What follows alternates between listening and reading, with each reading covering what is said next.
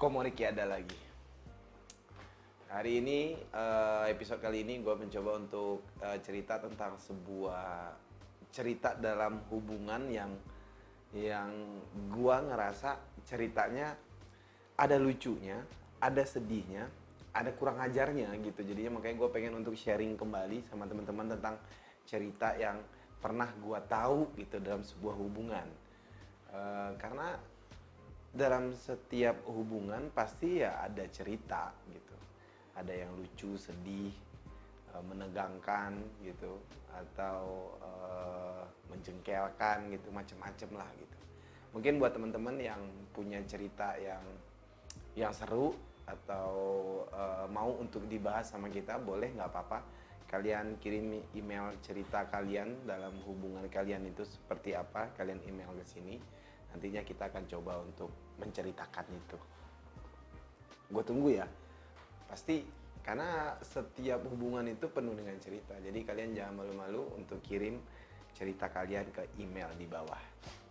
Nah, untuk cerita yang ini adalah cerita pada saat gue melakukan konten grebek pacaran. Kalau kalian pengen ngelihat kontennya, ada di sini. Ini adalah kontennya. Gue pengen untuk menceritakan kembali karena pada saat konten ini ada nggak terlalu full gue ngebahasnya, tapi emang gue sering menceritakan ke teman-teman gue gitu tentang cerita dari si orang ini gitu, karena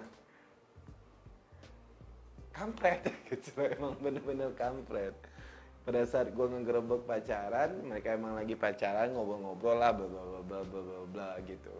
Siapa yang ngedeketin dulu, gue bilang gitu. Si ceweknya bilang ya si cowok inilah yang deketin gitu. Terus gue coba untuk ngulik lagi, pada saat cowok lu yang sekarang ini deketin, ada lagi nggak yang ngedeketin pada saat itu? Wah, ada beberapa orang gitu. Tapi dari beberapa orang itu ya gue milihnya dia karena gue ngerasa kalau dia bener-bener serius gitu sama gue, kata si ceweknya. Kalau kita ngedengerin si cewek ini bilang ada beberapa orang yang ngedeketin dia, berarti memang ya si cewek ini inceran gitu loh buat cowok-cowok. Nah, sampai akhirnya si cewek ini memilih cowoknya dia, itu pasti karena ada perjuangan dari si cowok dong untuk bisa ngedapetin cewek ini sampai akhirnya si cewek ini milih dia, ya nggak? Bener kan? Gitu. Karena memang setiap hubungan itu butuh perjuangan. Gak ada hubungan tanpa perjuangan, itu gak ada. Pasti ada yang lu perjuangin, pasti ada yang lu korbanin. Itu udah pasti. Nah, singkat cerita, akhirnya mereka pacaran. Terus gue coba untuk ngulik lagi tentang pernah ada yang selingkuh gak gitu. Terus si ceweknya bilang ada no, cowok gue pernah selingkuh. Wah, gue bilang gitu. Selingkuhnya gimana gitu? Ya dia selingkuh sama temen deket gue, kata gitu. Kalau dia bilang dia selingkuh dengan temen deket gue, ya gue langsung kepancing dong gitu tentang ceritanya gimana gitu. Kok bisa cowok lu selingkuh dengan temen deket lu gitu. Ya, si cewek ini emang bilang pada saat dia baru-baru pacaran sama si cowok ini memang tidak terlalu dipublish ke media sosial. Kalau zaman sekarang kan media sosial ya gitu, nggak dipublish sama dia di media sosial. Jadi si teman-teman dekatnya ini pun juga nggak tahu cowoknya yang mana. Nah, ini pelajaran juga buat kalian yang punya hubungan. Kalian memang harus untuk mempublish pasangan kalian gitu loh. Tujuan ya, kalau kita mempublish hubungan kita di media sosial yang dilihat oleh banyak orang, itu tandanya kan kita happy dengan hubungan itu, atau kita membanggakan gitu loh orang atau pasangannya kita biar dilihat sama orang, ya enggak? Dan efek yang lainnya pun ya akhirnya orang-orang tahu siapa pasangan kita. Akhirnya orang-orang juga mengenali pasangan kita dan itu efeknya bagus loh buat kita sendiri gitu. Nah, tapi pada saat itu si cewek ini tidak mempublish gitu. Sampai akhirnya si cowok ini ternyata pada saat awal pacaran itu masih sering ngegodain cewek-cewek lain. Nah, sampai akhirnya si cowok ini mulai dekat dengan satu orang cewek. gitu, dekat dengan satu orang cewek dan cukup intens komunikasi, dan akhirnya mereka pun janjian untuk ketemu gitu. Kalau udah sampai ketemu berarti kan pendekatannya juga udah lumayan sering, pasti itu udah lumayan dekat, karena nggak mungkin baru kenal atau baru say hi doang udah langsung pengen ketemu gitu. Tapi ini udah langsung ketemu, dan si cowok ini ngejemput si calon selingkuhannya dia, inilah ceritanya gitu. Nah, si selingkuhannya ini ngomong sama si cewek, gimana ya cara ngejelasinnya, agak takut membingungkan gitu. Jadi namanya si cewek itu siapa ya, taruh misalnya si cewek ini namanya Mawar, si cowok ini namanya si Boy, ya kan. Nah, pada saat si Boy ini mau selingkuh gitu, nah selingkuhnya ini kan teman dari pacarnya gitu. Nah, teman dari pacarnya ini ngomong sama pacarnya, sama si Mawar ini, kalau gue lagi deket nih sama cowok kan, dia ntar lagi bakalan jemput gue mau jalan-jalan nongkrong sama dia gitu. Ya pasti sahabatnya cewek-cewek ini pasti support dia dong, wah semua ini ya selamat ya apa segala macem gitu. Pada saat cowoknya si sahabat si Mawar ini datang, yang naik motor gitu, dia bilang naik motor zeret, berhenti. Si Mawar ini langsung ngomong, kok gua kayak kenal sama motornya ya gitu, meskipun emang cuma kelihatan punggung doang gitu. Dan pada saat si cowoknya dia ini memanggil si calon selingkuhannya atau ya manggil calon selingkuhannya, kelihatanlah mukanya gitu. Dan si Mawar ini langsung, cowok gue itu gitu. Bisa bayangin nggak gitu gimana rasanya cowok elu ngejemput cewek lain, dan cewek lain, cowok lu ngejemput cewek lain di hadapan lu, dan yang dijemput itu adalah temen lu sendiri yang tadinya lu semangatin untuk jalan bareng sama cowok. Nah, ayo. Aneh sih gitu. Nah, gue tanya sama si cowoknya, apa perasaan lu pada saat itu? Gue bilang, karena kan itu udah kegap banget kan gitu, itu udah kegap banget gitu. Apa perasaan lu pada saat itu, pada saat lu mau selingkuhin cewek lu dan ternyata selingkuhannya lu ini adalah temen dari cewek lu, dan cewek lu ngeliat pada saat lu ngejemput dia gitu. Perasaan lu apa gitu? Dia bilang, iya gua takut sih, kata gitu. Gua takut, gua shock, kata gitu. Gua kaget gitu. Tapi ya udah gitu, gue jalanin aja. Gue tahu, dia udah tahu pasti hubungan gue akan hancur. Ya udah, gue nikmatin waktu ini aja, katanya gitu. Si Mawar ini sampai bilang, lu bayangin gimana perasaan gue gitu. Sahabat gue jalan sama cowok gue, dan pada saat dia ngeboncengin cowok gue, dia sempet dadah-dadahan sama gue gitu loh. Gimana tuh ya? Gimana tuh? Nah, gue tanya, lalu nggak memberikan reaksi apa-apa ya? Enggak gitu ya, gue diem aja, kata si Mawar ini. Gue diem aja. Berarti lu diem aja ngeliat cowok lu jalan sama sahabat lu? Iya, gue diem aja, yang penting gue udah tahu kalau dia udah selingkuh dari gue gitu. Ya, apa yang dilakukan sama si Mawar sangat dewasa sih gitu, antara sangat dewasa atau nggak begitu peduli gitu. Nggak begitu peduli. Karena kalau dia bener-bener, mungkin karena hubungan mereka masih baru kali ya gitu. Hubungan mereka masih baru. Jadi kalau udah deket banget gitu, pasti dia akan mencak-mencak pasti gitu. Nah, terus gue tanya sama si cowoknya, gimana lah abis itu, apa yang lo lakuin? Ya udah, kita makan, bawa segala macam, udah kelar katanya. Terus hubungan kalian gimana? Ya gue diputusin sama cewek gue. Dia diputusin sama si Mawar.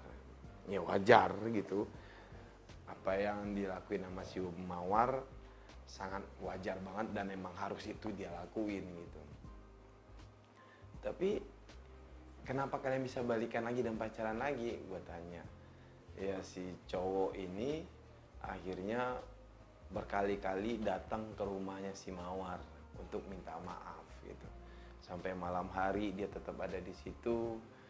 Pokoknya gimana caranya biar dia dimaafin gitu. Nah, ini nih Ini yang harus kita ingat gitu loh dalam ngejalanin hubungan. Kadang kita nggak sadar bagaimana perjuangan kita pada saat kita pengen untuk mendapatkan hubungan itu. Kadang kita nggak sadar itu atau kita lupakan itu. Akhirnya kita malah tidak menghargai hubungan itu dan mengkhianati hubungan itu sendiri. Pada saat nantinya hubungan itu hancur, baru nyesal. Jadi jaga hubungan lu sebelum lu melakukan sesuatu yang merugikan hubungan lu itu sendiri. Jadi si cowok ini ya dia mungkin lupa gitu gimana dia waktu berusaha untuk ngedapetin si cewek ini, banyak saingan segala macam sampai akhirnya dia pacaran, dia lupa. Dia masih tetap juga untuk godain cewek lain sampai akhirnya ketahuan dan dia diputusin gitu. Pasti dia nyesel banget. Pasti dia nyesel banget. Pada saat dia sering datang ke rumah si Mawar ini tiap hari untuk minta maaf, itu nunjukin kalau dia sangat menyesal dan dia sangat dia sangat ngerasa ya apa yang dia lakuin itu adalah hal yang sangat bodoh gitu. Tapi untungnya ya si boy ini masih mendapatkan keberuntungan gitu. Ternyata si Mawar ini mau untuk memaafkan dia. Buat gue sih si Mawar kayaknya ya dewasa dalam menanggapi masalah dan kelihatan dia bisa dibilang ya berarti emang dia sayang sama cowok ini gitu. Meskipun memang belum terlalu sayang atau terlalu cinta gitu. Tapi mungkin dia punya feeling kalau cowok ini akan berubah gitu. Cowok ini ada cowok yang baik buat dia. Nah, tapi cerita lucunya lagi setelah itu kan itu hubungan mereka udah baik-baik aja. Berarti si cowok ketahuan selingkuh dengan sahabatnya si Mawar, ketahuan ke gap, tapi terus si cowoknya diputusin sama si Mawar. Terus si Mawar si boynya ini minta maaf berkali-kali, berhari-hari datang bolak-balik ke rumah si Mawar dan akhirnya dimaafin. Dan mereka kembali lagi pacaran. Case close, selesai gitu. Nah, ya gue pun juga muncul lagi pengen ngulik lagi tentang hubungan mereka. Itu kalau si cowoknya yang selingkuh gue bilang. Nah kalau yang si ceweknya, elunya sendiri mau lu pernah selingkuh nggak? Gitu. Si boynya langsung bilang, cowoknya langsung bilang pernah, dia juga pernah selingkuh dari gue. Wah menarik nih cerita gue bilang. Kenapa gue sounding lagi? Karena ini emang ceritanya menarik gitu. Gue tanya sama si boy, emang si Mawar selingkuhnya gimana? Ya si Mawar selingkuh setelah gue ketahuan selingkuh, setelah kita baik-baik lagi gitu. Berarti ini namanya balas dendam. Ini sebenarnya nggak baik ya gitu. Yang namanya balas dendam itu tidak akan pernah bisa menyelesaikan masalah. Balas dendam itu sama aja kayak lu siap-siap untuk menyiapkan bom waktu lagi untuk hubungan lu. Jadi kalau emang ada masalah, selesaikan, selesai, udah clear, buka babak baru gitu. Tapi kalau masih ada yang belum ikhlas, ya semuanya pasti akan balik lagi untuk memikirkan bagaimana caranya untuk membalaskan dendamnya dia, dan ini nggak baik buat hubungan. Nah si cewek ini mungkin karena dia terlalu sakit hati, dia kesel atau dia marah gitu. Jadi si boy ini bilang, gue ngajak cewek gue buat nongkrong, buat makan gitu. Si ceweknya nolak, dia bilang enggak, gue di rumah aja katanya. Ya udah, akhirnya si boy ini bilang ya udah kalau gitu gue nongkrong sama teman-teman ya udah silahkan, kata si cewek. Udah nongkrong lah si boy ini sama teman-temannya gitu, nongkrong makan bla segala macam.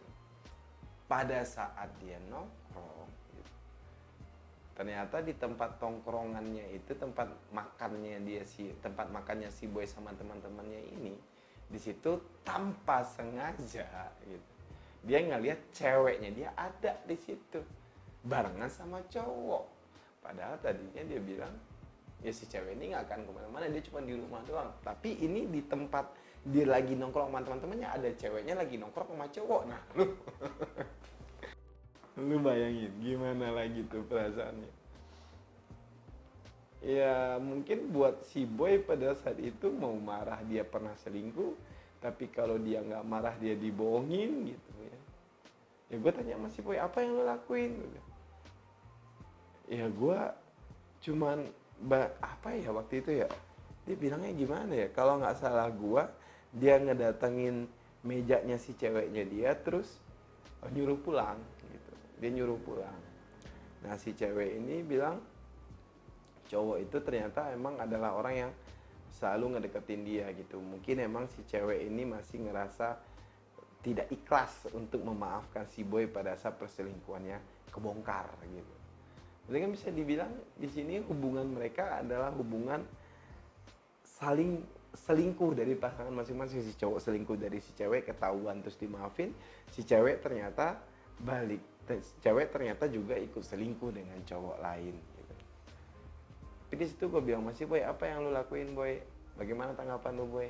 Ya gue maafin cewek gue gitu.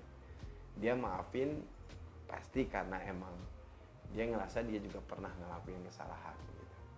Tapi cara seperti ini adalah cara yang tidak baik dalam menyelesaikan masalah.